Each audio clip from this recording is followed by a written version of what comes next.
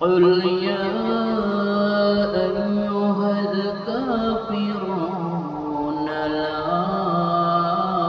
أعبد ما تعبدون ولا أنتم عابدون ما أعبد ولا أنا عابد ما عبدتم ولا أنتم عابدون ما أعبد